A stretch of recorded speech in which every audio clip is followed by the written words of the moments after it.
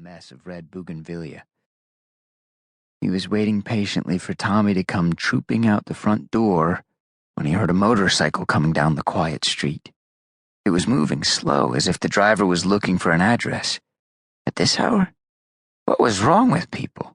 Even in Las Vegas, regular people slept at night. It was only delusional, brainless yahoos flying in here from who knew where who stayed up all night. The motorcycle stopped in front of the house, idled. What was this crap? Had Tommy called a friend to pick him up? Or was it someone else sniffing on Marty's turf?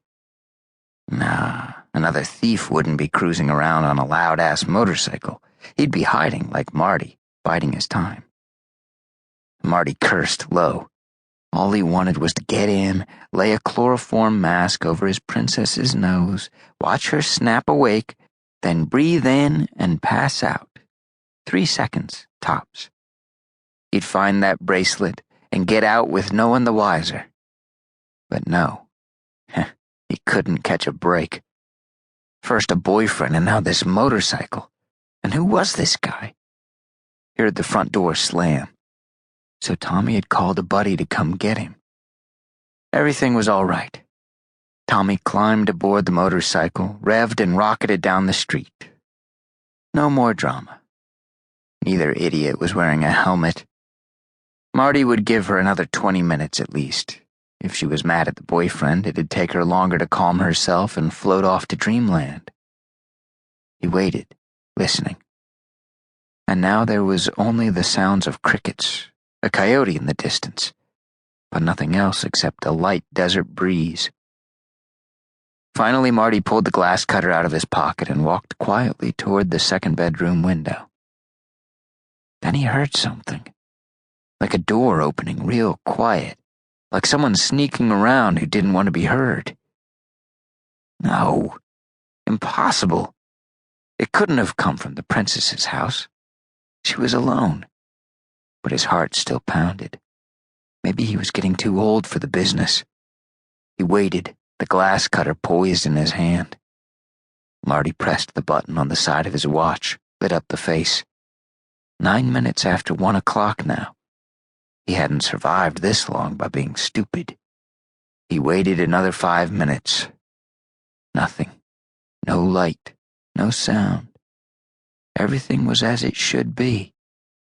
The neighbors were all tucked in, pets snoozing.